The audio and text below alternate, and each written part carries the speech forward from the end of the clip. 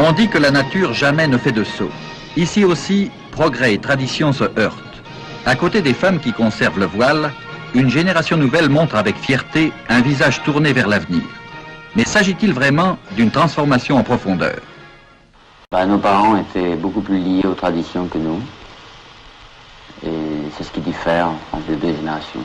Les objectifs sont très différents et c'est cela qui nous gêne parce que on rêve d'une autre vie qui... Moi j'estime que l'objectif de nos parents est exactement le même que le nôtre actuellement, mais je pense qu'ils n'avaient pas les mêmes moyens que nous disposons. Moi je sais que mes grands-parents avaient beaucoup de moyens, ils pouvaient donner toutes les instructions à ma mère et à mes tantes, mais mon grand-père, lui, était buté, c'était une honte pour lui de faire aller les filles à l'école. Le socialisme algérien a dû s'accommoder aussi des traditions musulmanes. Les jeunes conservent-ils un sentiment religieux? À mon avis, les jeunes vivent actuellement avec ce sentiment, mais je ne pense pas qu'il y ait d'indifférent. Mais ils doivent se déterminer. C'est-à-dire, suis-je religieux ou ne le suis-je pas? Mais le problème religieux se pose, c'est incontestable. Tous mes efforts ont tendu à multiplier les liens d'amitié entre les chrétiens et les musulmans.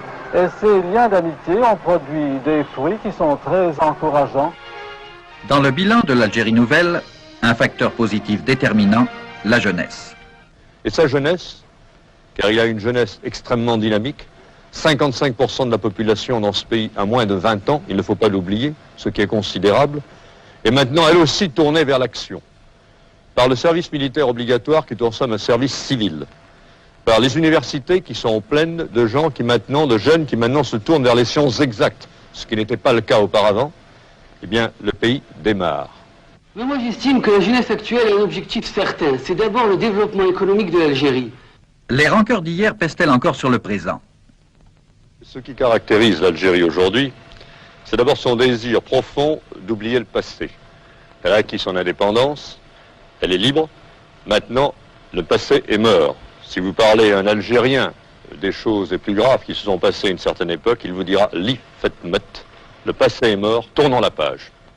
S'il existe des séquelles, ces séquelles restent dans l'esprit des Français. C'est les Français qui, en venant en Algérie, ont une petite appréhension. Mais je ne pense pas que nous, en tant qu'Algériens, lorsque nous voyons arriver un Français, il reste de la rancune ou de la rancœur contre eux.